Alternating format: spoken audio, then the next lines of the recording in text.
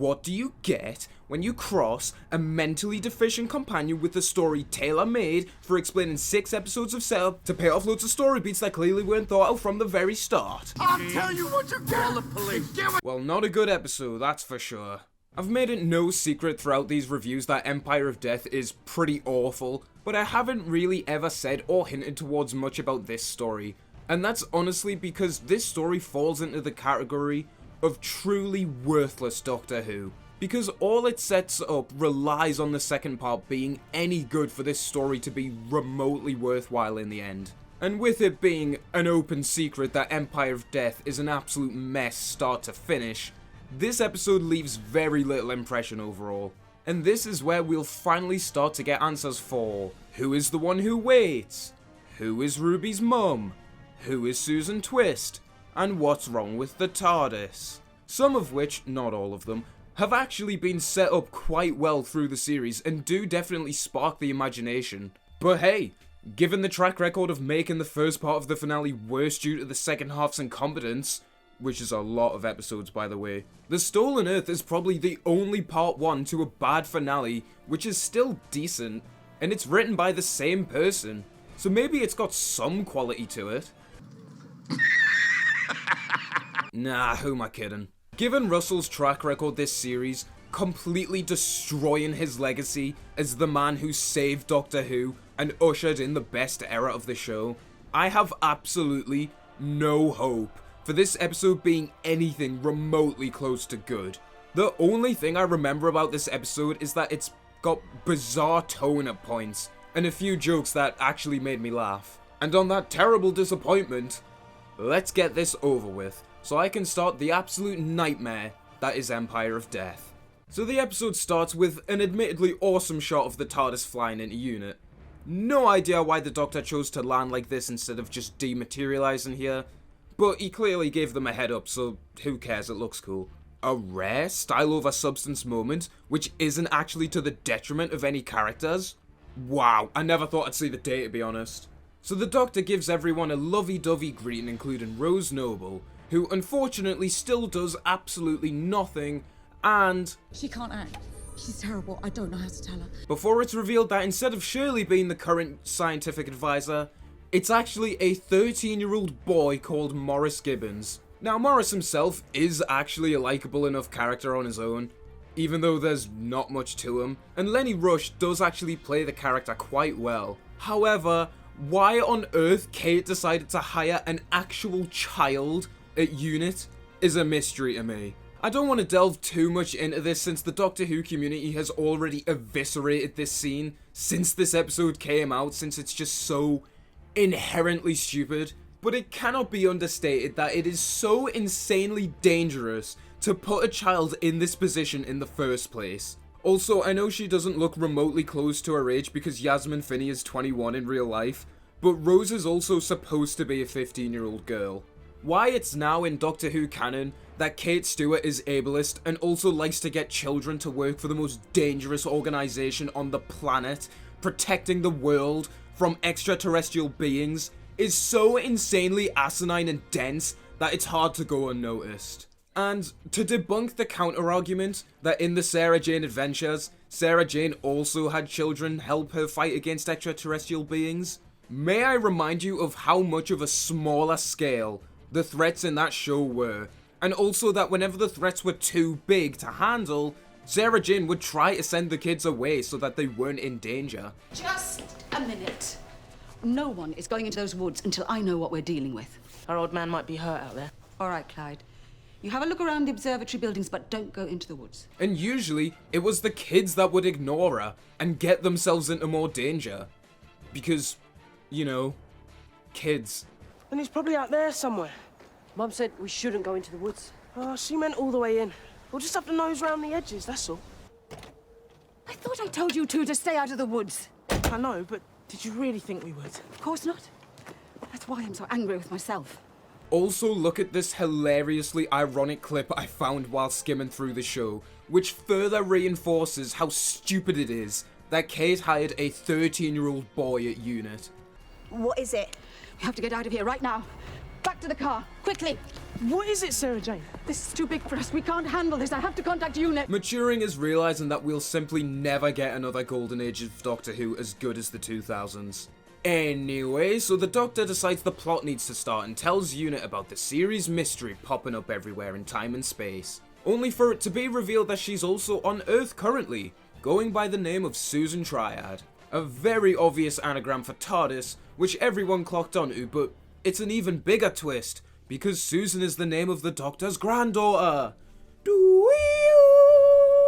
This mystery of whether she's actually Susan Foreman fails immediately because the Doctor should know on sight whether it's actually her or not. I touched on this in my review of The Devil is a Liar, but it's absolutely absurd to imply that the Doctor wouldn't recognise her even if she'd regenerated. Literally in Series 3.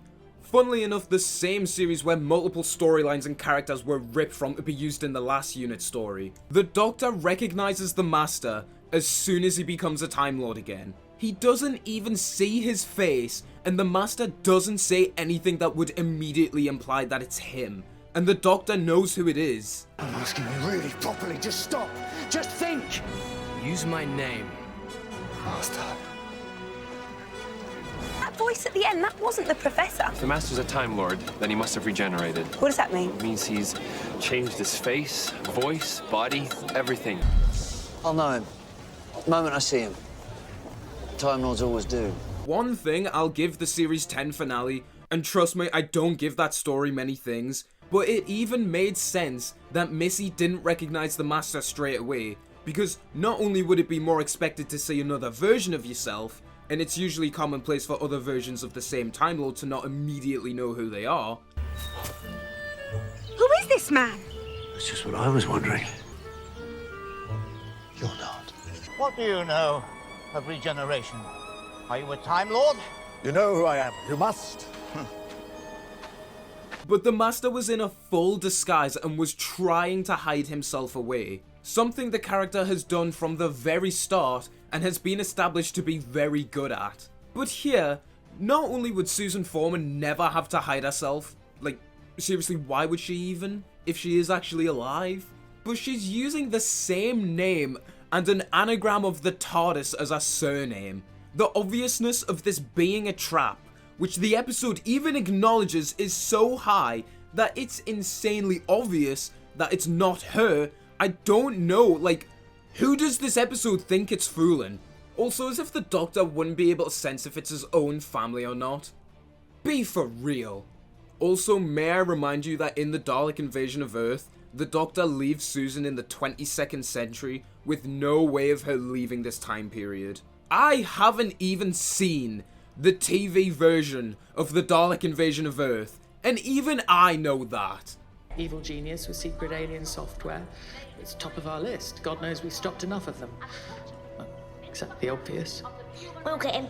Remember when Russell's political commentary was subtle and smart? What happened to the king? So it turns out Susan Triad is a lovely person and the technology she's providing is completely clean, and Ruby gets a nice explanation of what regeneration is. Just don't go changing yours, okay? Oh, no, I'm keeping this one for a long, long time. God, I hope so. I just beg that the writing picks up and we get some actual depth and characterization. Or just be as written as well as you were in Dot and Bubble, please. So we cut to the live camera feed that UNIT hijacked. No idea how they got this angle of Mel, but whatever. But then, completely randomly, the episode then turns this conversation to be about Ruby's biological mum. Isn't there like a whole other situation that's a lot more pressing and important that you should probably figure out first before we deal with finding out who Ruby's mum is? Priorities, people. Priorities.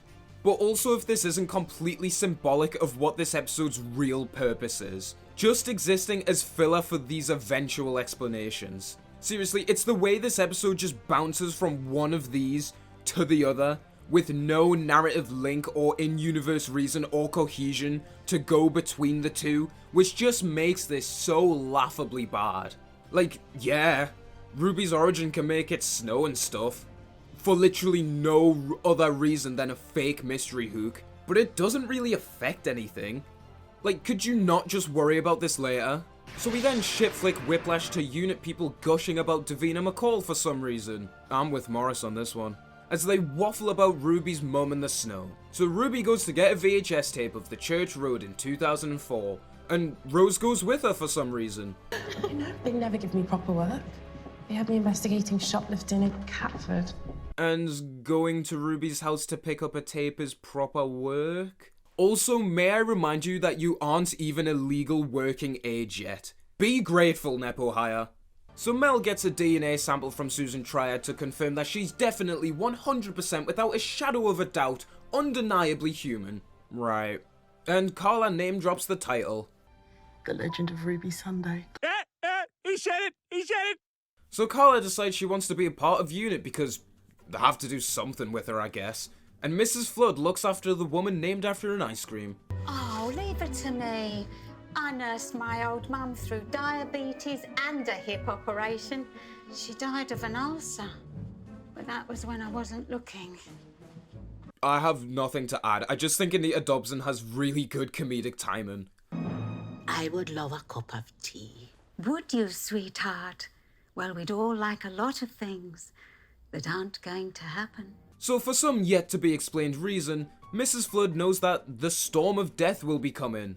And this scene, when you put it into a time perspective, is really, really stupid and strange. So she says this, and then we see a thunderstorm, that we don't see for the rest of the episode, by the way. And then we don't see her again until the next part of the story where her and Cherry die. What the fuck were they doing this entire time? This huge gap in time is just left unexplained, and it really makes you wonder what was happening during the entire 35 minutes of screen time between these two scenes.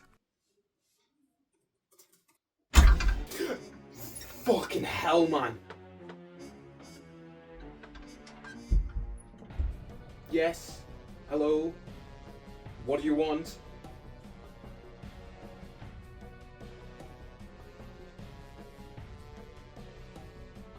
I came here to give you a warning. You what? There's a storm coming, Tom.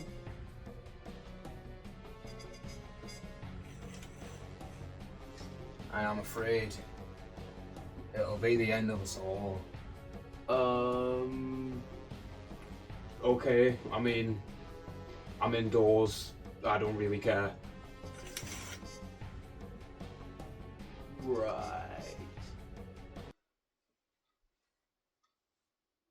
So, anything else?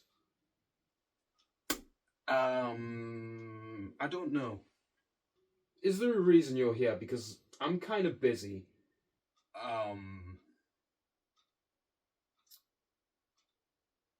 No.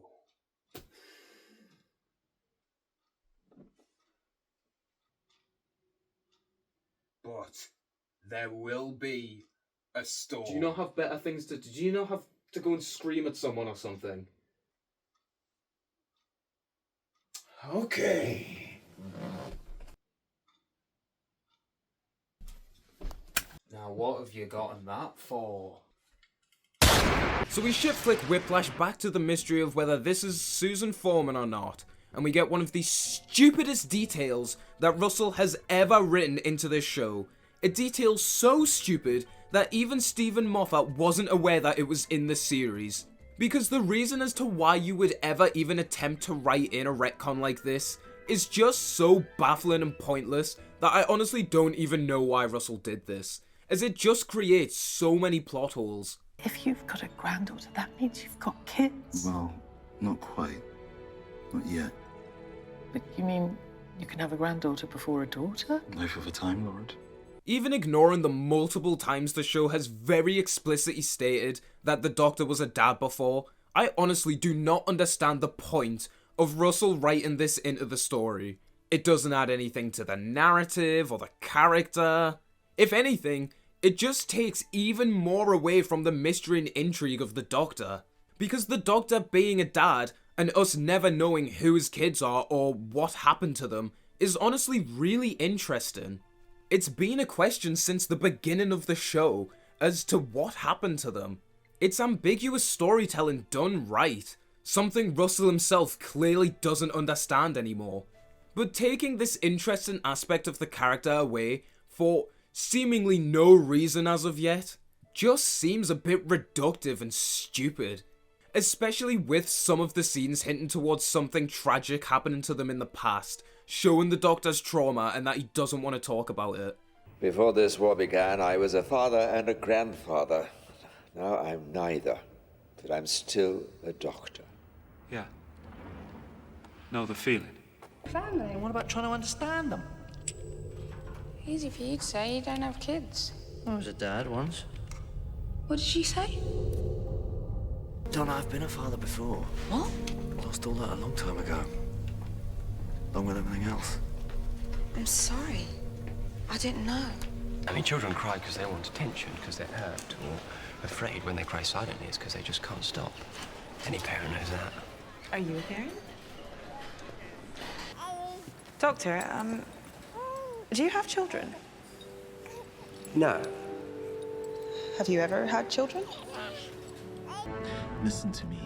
However little is left of you, you are still a father. Dad to dad. You never let them down, right? Dad to dad. Dust to dust. Am I right? But nah, fuck that. The Doctor hasn't even had kids yet. You disgustingly smelly, wretched fucking melon!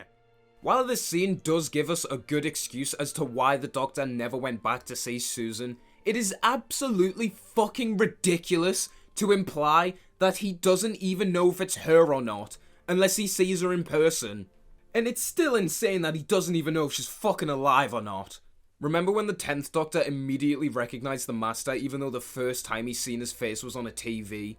And what is Susan Triad on? A fucking TV screen. You infantile, elongated plastic wee. So this flat, plot hole driven drama stops as we shift flick Whiplash back to the Ruby's mum story. Are you starting to see the problem of just switching back and forth between which one of these mysteries you want to solve first? When realistically, there's no connection between the two? Maybe this story beat wouldn't feel so rushed and pointless if we actually got a decent amount of time to spend with Ruby, but nah. 8 episodes and a shit Christmas special was clearly enough. You wart. Kate, do you have a time window? What you expressly told us in the 1970s unit was absolutely forbidden to experiment with any form of time technology. Do you have a time window? 10 floors down. So the Doctor very dickishly laughs at the time window. Goated moment, to be honest. Like I said in the Space Little Shits review, they really should reinforce the Doctor being a twat more, because it's honestly just entertaining to watch him like this. Shame this series really did fuck all with that potential, but we just can't have nice things anymore. Before we establish what the time window is and how they'll use it to see the church on Ruby Road 2004. Don't worry, she's safe. I lost my family to the most terrible things, but the Doctor helped me. I swear. Come on. What a clunky and random way to reassure Carla of Ruby's safety. You copper dick. So we get more snow, ball tickling, before they go back to a window showing of the night. And this fixed point on Christmas Eve is the wildest I have ever seen.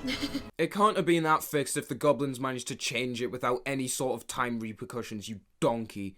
So in the time window, Ruby's mother can't be seen properly for some reason. No one can make out her face and she suddenly teleports past the Doctor and Ruby. What a great way to further build the mystery. I can't wait to get a payoff for that. So the events of the church on Mid-Space Baba play out, except time and the Doctor's memory keep changing for some reason. And Ruby's mum, once again, points to the Doctor for some reason. What a great way to build mystery. I can't wait for the payoff of this, considering that she manages to change time and the Doctor's memories to point at him, or at least in his direction. What kind of creature can make such a thing happen? I can't wait to find out. So the Bobbin soldier tries to look behind the TARDIS in that direction, but sees nothing, and Ruby's mum disappears. Ruby cries, and maybe this would have an ounce of emotional weight or impact if we actually knew why she wanted to see her mum so badly, considering the lovely life that she lives, but we'll get to that. So this big cloud appears where the Brassic soldier was, before we eventually hear his voice, and he says he's in hell, with some other great lines of build-up for the eventual villain reveal, really amplifying the threat of it tenfold. LOL. And the time window fries out. So the Banshee dies, and we do get an actually really good reaction from Kate to his death. Absolutely furious with the Doctor, but not directing any vitriol towards him, and just demanding forensics to find out what killed him. It's a great little moment from Kate, as it's a side to her we very rarely get to see, and I do actually really like it. But it's plot time now, so we then shift-flick whiplash the story back to being about Susan Triad. Yeah. Remember her? I wouldn't blame you for forgetting about her, considering how much of a drag that scene was. All it did was state the obvious about shit that we already fucking know. This shit versus Church on which one has worse pacing. Who would win?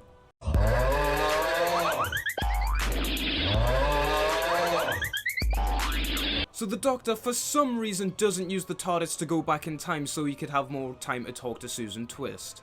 Hope that doesn't lead to anything bad happening for something that could be easily prevented. You fuck! And also, despite being on a time crunch, the Doctor decides this is the perfect time to have another baby strop. She's due to make the speech at 3 o'clock. We've got 10 minutes. What are you doing, you utter prat? You're already on a time crunch to speak to Susan before she goes live. Why can this absolute moron not control his emotions at all? He doesn't even feel like the Doctor at this point. Not that he has for most of this series. Instead of the over 2,000-year-old time traveler, I feel like I'm watching a child. Thankfully, instead of crying, for once, Mel tells him to stop being a little bitch and fix it.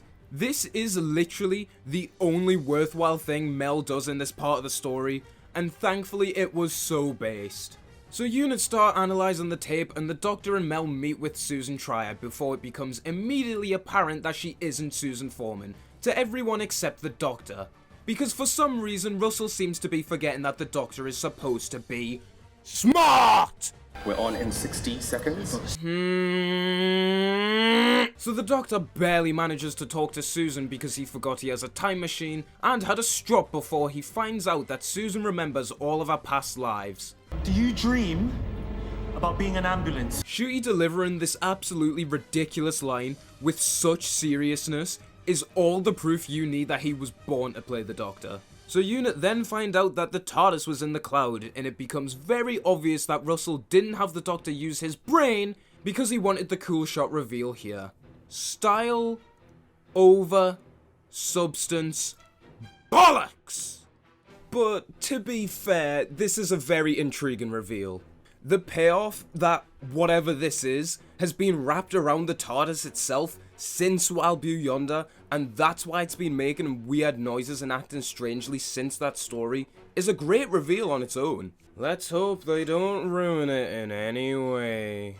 So the TARDIS starts growing much louder than it ever has before, conveniently just after this discovery. LOL. Susan Twist then does the Theresa May walk, in case you needed any more proof that Russell T Davies is extremely out of touch.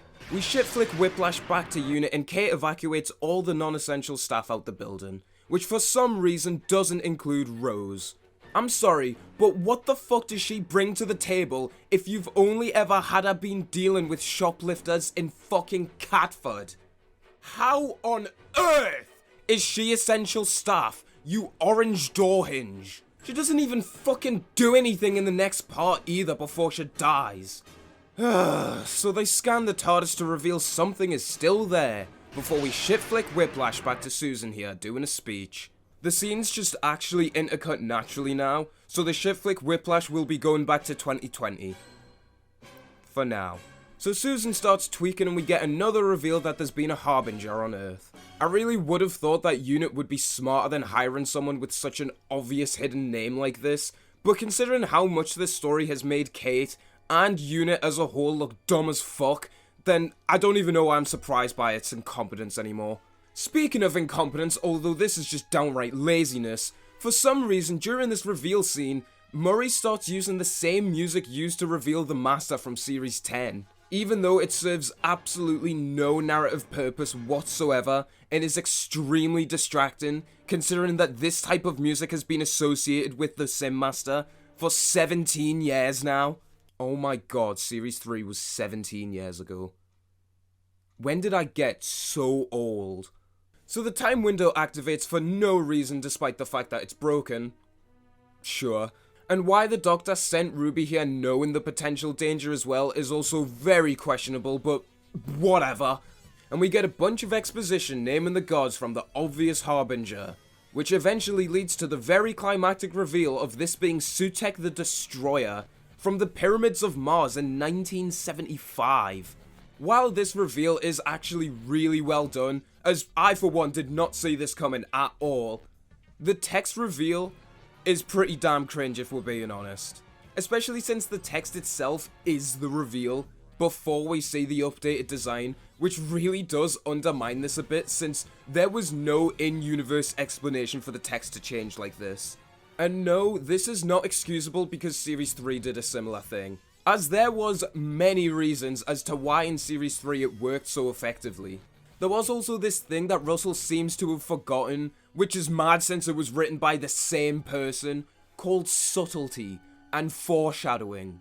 Like in Series 3, you could put together the pieces and realize that the Professor's name was the same as the face of Bo's last message, but that doesn't immediately tell you that it's the Master who's came back. This name reveal just, for whatever reason, changes to Sutekh with such over-dramatic music playing that it's kind of hard to take seriously on rewatches. And his one true name forevermore is... Also, I thought this era was trying to appeal to new viewers. As if new viewers are going to know the significance of a villain from almost 50 years ago returning. They won't even know who he is. That being said, I actually do really like the updated design of maskless Sutekh, as it doesn't look as fucking stupid as it did before, and does give you an immediate impression of how powerful and threatening he is. Dust and ashes and ruin.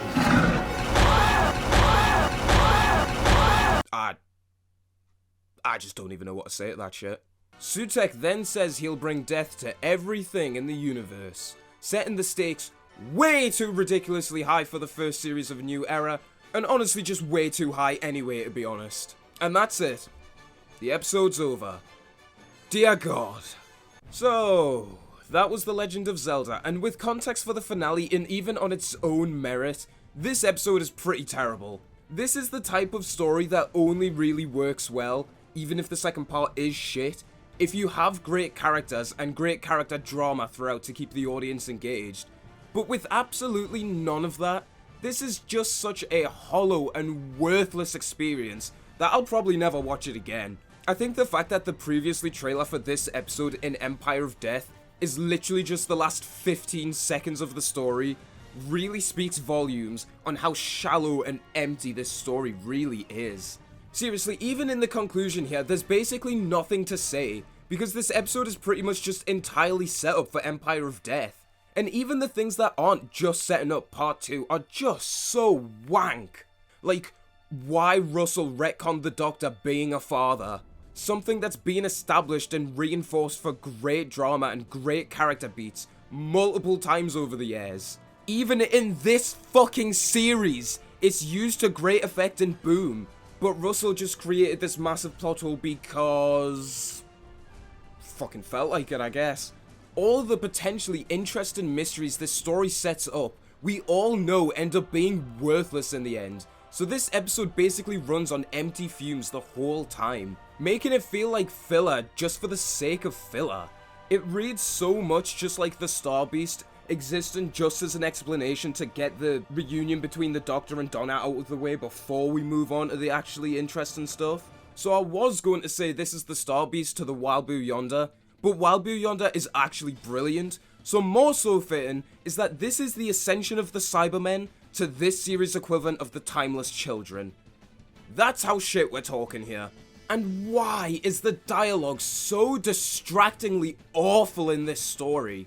Aside from a few genuinely funny jokes, it's very distracting seeing the goat of character writing and the goat of just dialogue reduce these already bland characters even further by having them just say a whole bunch of nothing, or just explain the plot to us. This is an issue that goes as far back as the 60th, but there it wasn't as egregious at least, because we still had brilliant dialogue from the main characters. If we exclude Donna and the Giggle, who was just reduced to telling us the Doctor's character arc. But even in that, she still had some great lines and great character moments. And on that note, the characters are all pretty blech in this story too.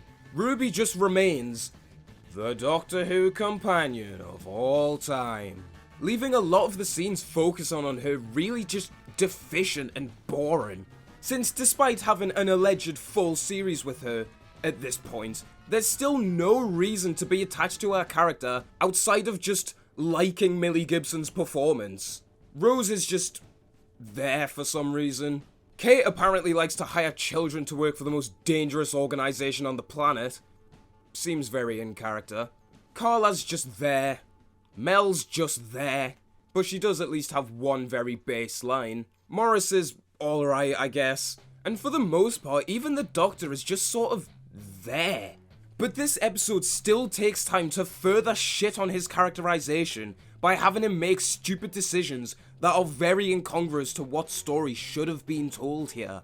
Like, instead of just focusing on the task at hand, he randomly decides he now wants to find out who Ruby's mum is, instead of just fucking waiting until the Susan Twist plotline is resolved. He doesn't use the TARDIS to get more time to talk to Susan for some reason. And even knowing that they're on a time crunch, he decides to have a strop because he got a man killed. The 15th Doctor's characterization most of this series has been absolutely fucking pathetic, and this episode only reinforces that further, unfortunately. Also, this moron can't tell if this woman is his granddaughter or not. Is he stupid? Up next is Empire of Death. Fuck me.